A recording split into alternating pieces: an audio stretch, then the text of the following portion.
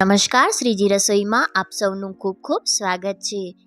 તો ચોમાસું હોય કે પછી શિયાળાની ગુલાબી ઠંડી હોય, આવા મોસમમાં આપણને કંઈક ચટપટું ગરમા ગરમ ખાવાની ખૂબ જ ઈચ્છા થતી હોય છે। તો આજે આપણે ફટાફટ બની જાય એકદમ ટેસ્ટી અને હેલ્ધી એવા રસમ વડા બનાવીશું। જો તમારી પાસે રસમ પાવડર નહીં હોય તો પણ તમે ખૂબ જ સરળતાથી રસમ બનાવી શકશો। દાળ ચોખા પલાળ્યા વગર આજે આપણે ફટાફટ બની જાય એવા સુપર સોફ્ટ વડા પણ બનાવીશું। તો જો તમે અગાઉથી કંઈ તૈયારી નહીં કરી હોય, ઘરે કોઈ ગેસ્ટ આવવાના હોય કે કંઈ પણ ફટાફટ ટેસ્ટી હેલ્ધી ખાવાનું મન થાય તો એકવાર આ રેસીપી જે છે ચોક્કસથી ટ્રાય કરવા જેવી છે। તો આ કોમ્બિનેશન જે છે બહુ જ ટેસ્ટી લાગે છે, એકવાર ચોક્કસથી તમે ટ્રાય કરજો। જેના માટે સૌપ્રથમ મિક્સિંગ બોલમાં આપણે 2 કપ જેટલી સોજી લેવાની છે। જો તમારી પાસે રવો હોય તો તમે રવાનો ઉપયોગ પણ કરી શકો છો। સાથે સાથે આપણે 1.5 કપ જેટલી ખાટી દહીં ઉમેરીશું। રેગ્યુલર દહીં હોય, ખાટું દહીં ન હોય તો થોડુંક લીંબુનો રસ ઉમેરી દેવાનો। સ્વાદ પ્રમાણે મીઠું ઉમેરી દઈશું। 10 થી 12 જેટલા મીઠા લીમડાના પાનને આપણે ઝીણા ઝીણા સુધારીને ઉમેરી દેવાના છે। બહુ જ સરસ ફ્લેવર આવે છે। અહીં જો તમને લીલા સુધારેલા ઝીણા મરચાં ઉમેરવા હોય તો એ પણ તમે ઉમેરી શકો છો। બાળકોને કન્સિડર કરીને બનાવેલા છે માટે અત્યારે હું તીખાશ જે છે એ સ્કીપ કરું છું। ઝીણી ઝીણી સુધારેલી કોથમીર ઉમેરી દેવાની। ત્યારબાદ નાનો આદુનો કટકો લઈશું। તો આદુની પેસ્ટ અથવા તો આ રીતે આપણે આદુને જે છે ખમણીને ઉમેરી દેવાનું। બહુ જ સરસ ફ્લેવર આવે છે અને ડાયજેશન માટે પણ ખૂબ જ સારું રહે છે આદુ। તો બધું જ સરસ આપણે મિક્સ કરી લઈશું। ત્યારબાદ જરૂરિયાત પ્રમાણે પાણી ઉમેરીશું, પણ સૌપ્રથમ આપણે દહીંને જે છે એ સોજી સાથે મિક્સ કરી લેવાની છે। આપણે અહીં ખીરું જે છે એ વધારે ઢીલું નથી કરવાનું અને વધારે સખત પણ નથી રાખવાનું। જરૂરિયાત પ્રમાણે 2 થી 3 બેચમાં પાણી જે છે આપણે ઉમેરતા જશું। જો ખીરું જે છે બહુ ઢીલું થઈ જશે તો વડા જે છે એ પ્રોપર પડશે નહીં અને તળતા સમયે સારું એવું તેલ પણ પી લે છે, ઓઇલી થઈ જાય છે વડા। અને જો બહુ સખત ખીરું રાખશું તો વડા જે છે એકદમ કડક બને છે, ચવડ લાગે છે ઠંડા થયા પછી। માટે જરૂરિયાત પ્રમાણે આપણે પાણી ઉમેરતા જશું અને મિક્સ કરતા જશું। તો બધું જ સરસ આપણે મિક્સ કરીને આ ખીરાને ફક્ત 5 થી 7 મિનિટ જેવું રેસ્ટ આપીશું, જેથી કરીને સોજી જે છે એ સરસ ફૂલી જાય। ક્યારેક પણ અગાઉથી કંઈ તૈયારી ન કરવી હોય પણ બ્રેડ કે પાઉં વગર કંઈક હેલ્ધી ચટપટું ખાવું હોય તો આ રેસીપી તમે એકવાર ચોક્કસથી ટ્રાય કરજો। તમને વારંવાર બનાવવાનું મન થશે। અગાઉથી કંઈ તૈયારી પણ નથી કરવી પડતી, જેથી કરીને લગભગ 1-8 કલાકમાં જ બંને વસ્તુ જે છે એ રેડી થઈ જાય છે। તો હળવું એવું ખીરું જે છે એ ઘાટું થઈ ગયું છે। સોજીએ પાણી જે છે એબ્ઝોર્બ કરી લીધેલું છે। હવે આપણે અહીં 1 ટીસ્પૂન જેટલો બેકિંગ સોડા ઉમેરીશું અને બધાને સરસ મિક્સ કરી લેવાનું। જો પાણીની જરૂરત જણાય તો જ પાણી ઉમેરવાનું, પણ પ્રથમ આપણે સોડાને જે છે ખીરા સાથે મિક્સ કરી લઈશું અને 1-8 મિનિટ માટે ફેટી લેવાનું, જેથી કરીને વડા જે છે એકદમ સરસ જાળીદાર બને અને સોડા પણ ખીરા સાથે મિક્સ થઈ જાય। તો ખીરું જે છે એકદમ પરફેક્ટ છે।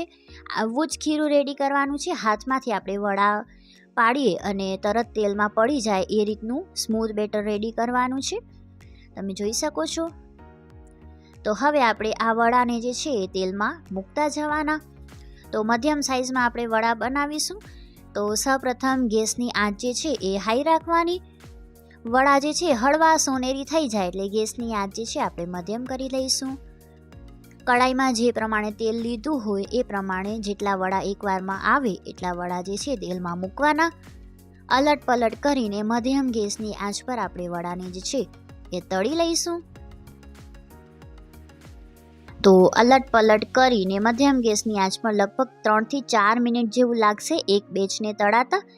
વડા જો આ રીતે હળવા એવા સ્ટીક થઈ ગયા હોય એકબીજા સાથે તો આપણે આ રીતે અલગ કરી લઈશું। મધ્યમ ગેસની આંચ પર તળવાના। હાઈ ફ્લેમ ઉપર તળશું તો વડા જે છે અંદરથી કાચા રહી જશે અને બહારેથી જે છે વધારે બ્રાઉન પડી જશે।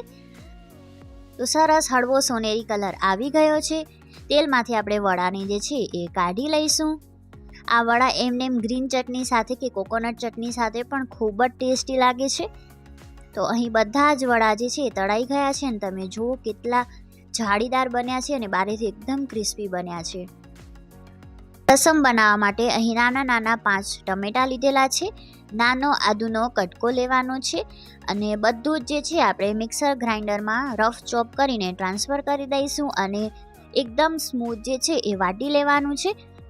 તો રસમ પાવડર દરેકના ઘરમાં અવેલેબલ નથી હોતો, માર્કેટમાં ખૂબ જ સરળતાથી ઘણીવાર મળી પણ જાય છે રસમ પાવડર, પણ આજે આપણે રસમ પાવડર વગર સરસ રસમ બનાવીશું.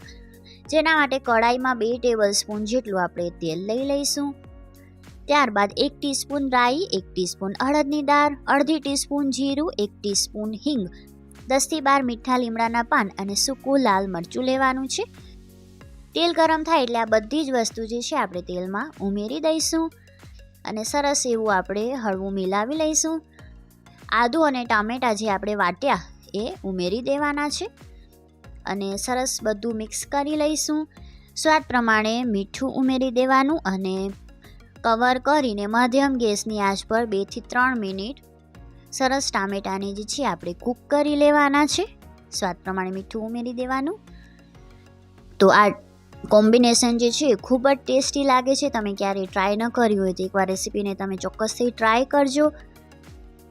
તો 3 થી 4 મિનિટ પછી ટામેટાં જે છે એ સરસ કૂક થઈ ગયા છે. હવે આપણે અહીં 4 ગ્લાસ જેટલું પાણી ઉમેરવાનું છે. તો અત્યારે પાણી જે છે તમને વધારે લાગી શકે છે, પણ આપણે આ મિશ્રણને ઓછામાં ઓછું 15 મિનિટ જેવું ઉકાળવાનું છે. પ્રોપર ઉકાળશો તો જ ટેસ્ટી લાગશે, અદરવાઇઝ ફીકું ફીકું લાગે. જો તમને આજની આ રેસીપી ગમતી હોય તો વિડીયોને ચોક્કસથી લાઇક કરજો. હજી સુધી ચેનલને સબસ્ક્રાઈબ ન કર્યું હોય તો ચેનલને સબસ્ક્રાઈબ પણ કરજો. બાજુમાં આપેલું બેલનું બટન જરૂરથી પ્રેસ કરજો જેથી કરીને આવી જ રેસીપીના નોટિફિકેશન્સ તમને મળતા રહે.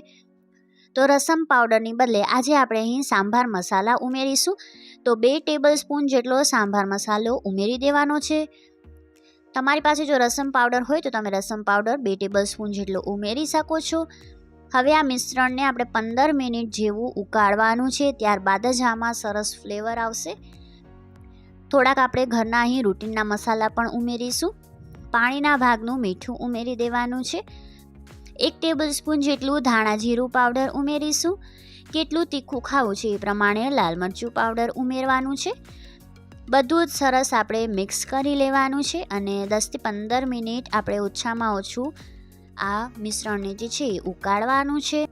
તો 10 થી 15 મિનિટ પછી એકદમ ટેસ્ટી ફટાફટ બની જાય એવું રસમ રેડી છે. ઉપરથી ઝીણા કાંદા અને બારીક સુધારેલી કોથમીર વડે આપણે ગાર્નિશ કરીશું. આશા રાખું છું તમને આજની આ રેસીપી પસંદ આવી હશે. ફરી મળીશું એક નવી રેસીપી સાથે. ત્યાં સુધી આવજો.